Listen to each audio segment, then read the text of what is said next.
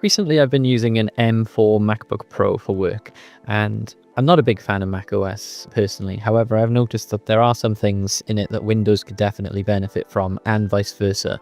So these last few weeks, I've been trying to make my Windows experience sort of flow in a way that macOS does with all the Windows bells and whistles. So one of these things I wanted to tackle was the forced use of yellow folders. Now, macOS doesn't let you customize the color of its folders. However, I feel like the color of the blue folders on the dark background is very unintrusive and nice on the eyes. So today we're going to be looking at any ways we can turn the folder into any color we would like.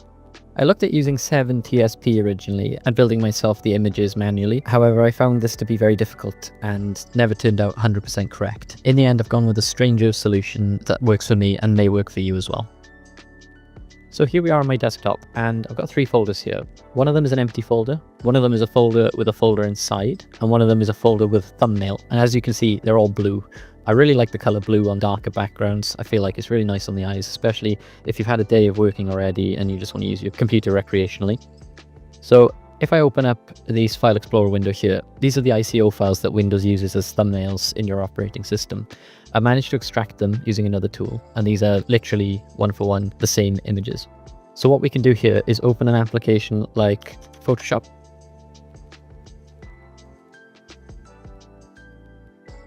Once Photoshop's open, we're going to go to one of these files. We'll go to this one first and do open with Adobe Photoshop.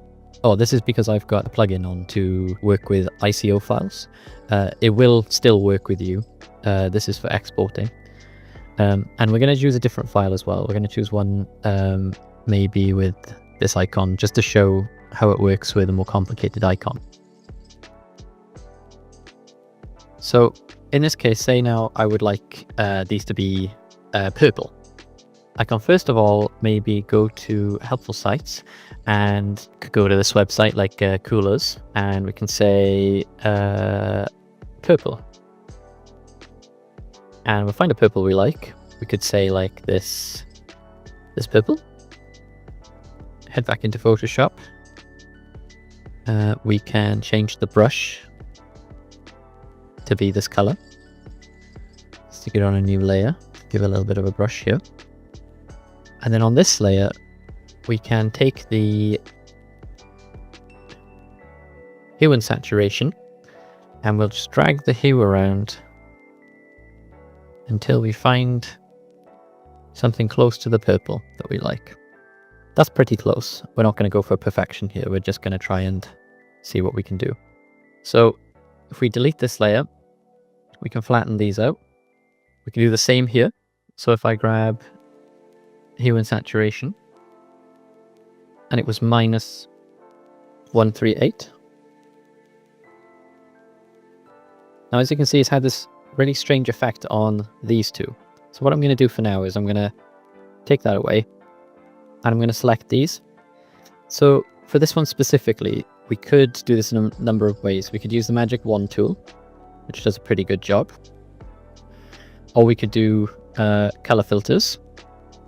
Color range, sorry. Select this, and go to OK, and it selected them. Or alternatively, we could manually select them, say like using the marquee tool. There's also an elliptical tool. You got it right in the middle, say. In our case, we're going to do the color range tool because it seems to do a pretty good job.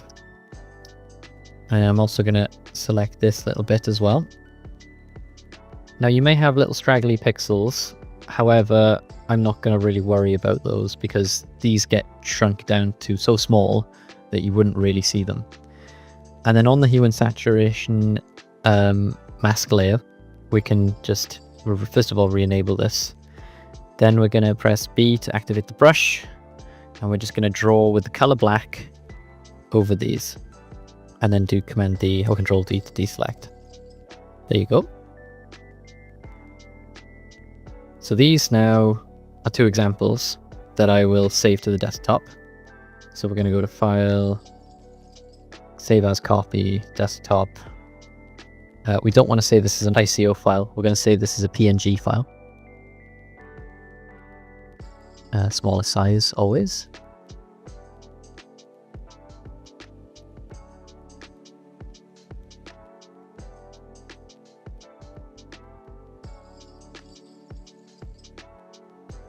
Okay, so we've got some PNG files on the desktop now. Obviously, you're going to actually want to do this for all of these files, the same process, and some of them are a bit more difficult than others. I find this is one of the more difficult ones, and the world one is one of the more difficult ones.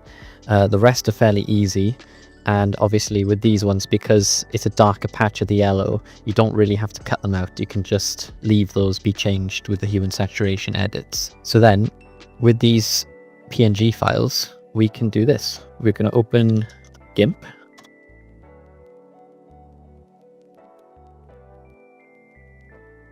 We're going to open an image on the desktop.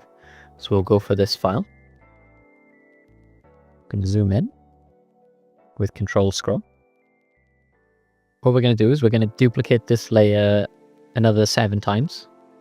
Now going from the top layer, we're going to go and right click on it, and we're going to want to resize scale layer. And we're going to want to knock it down to 16 pixels by 16 pixels. And drag it into the very corner, should snap that. The next one we're going to want to do at 20 pixels by 20 pixels. Drag that into the corner. Then 24 by 24 pixels. Then 32 by 32. Then 40 by 40. Then 48 by 48.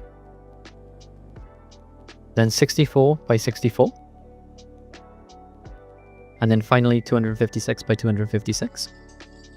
Now what you're going to want to do now is reorder these layers so that the smallest is at the back and the biggest is at the front.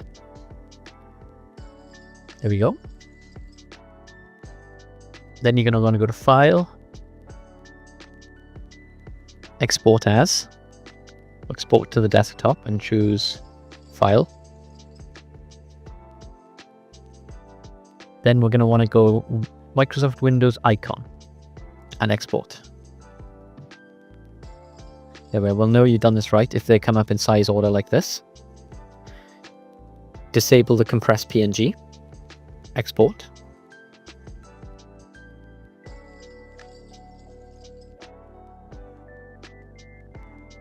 There we go. And then we have our finished ICO file. The only thing with this is you need to do this a bunch of times. So I've done these all for the blue ones. These are the PNG files, which I've edited manually. And then these are the ICO files.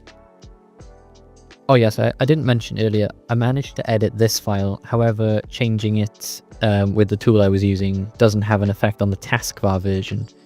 So apologies for that. But it's still worth doing in my eyes. So the next thing we're going to want to do is open our web browser again and go to this site. It's on Major Geeks. It's for an app called Customizer God.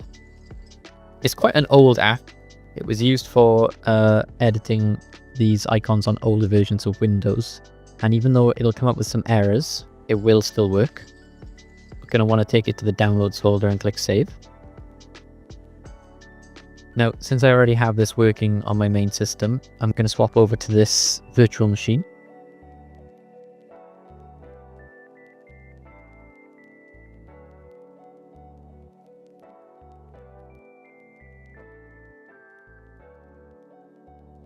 So run the exe, and it's going to tell us that it can't find certain resources, but that doesn't matter because of the Windows 11 taskbar. We're not going to edit those. There we are. I've just brought on the ICO files onto the desktop. So we can have a look through here and see what are the icons that we can change. So if we go to General Icons, this is the folder with the general icons. We're going to drop this down and we're going to disable Automatically Restart Explorer. I'll drag this out a bit. So each one of these, we're going to be able to double click and it'll show us a preview. So we find the one that we want to change. We go to Change. I'm opening the Windows Blue folder and I'm going to click on this one. There you go. And same thing with this. We're going to change it to this. Next, we're going to go here, change it to this.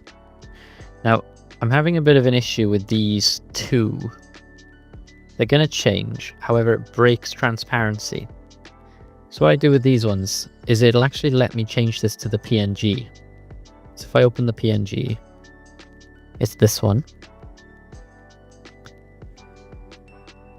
And this one. Now it lets me do that. I don't know why. It doesn't let me do it with many others. It still wants the ICO file. Okay, so we've got them all changed out for the blue versions of their files, including these two, which I've had to use the PNG files for, not the ICO files. Next thing we're going to want to do is open Task Manager. We're going to open File Explorer at the same time. File Explorer is going to come up as a task here. We're going to restart this. Okay, then we're going to open File Explorer again. Go to this PC. Click on the hard drive. Go to Cleanup. And we're going to want to clean up the thumbnails.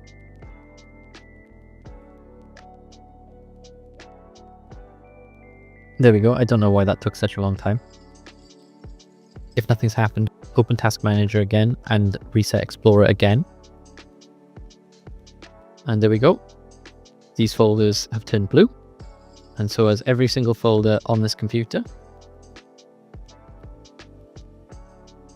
However, some, for some reason, stay the original yellow color, namely things like the zip file. However, if we swap back to my actual computer now, we can see that things like zip files, I've changed to have the WinRAR logo anyway, so it doesn't really matter. So that's just one step that we can make Windows a little bit more like macOS in that regard. And I really feel like it adds a touch of personalization to this operating system. So I plan on doing a few more of these because I've got some other ideas I'd like to share. In case you haven't noticed, there's no bin at the top left of my desktop, and I've been using almost like a spotlight search to open files. So I'll do a few more in the future if you'd like to see that. And I will add some of the files into the description. If you want the blue files, I'll share those with you. However, I'm going to link the program used because I'm not allowed to share that with you. Anyway, I hope this video was helpful. Please leave it a like and a comment. I really appreciate it. Thank you for watching, and goodbye.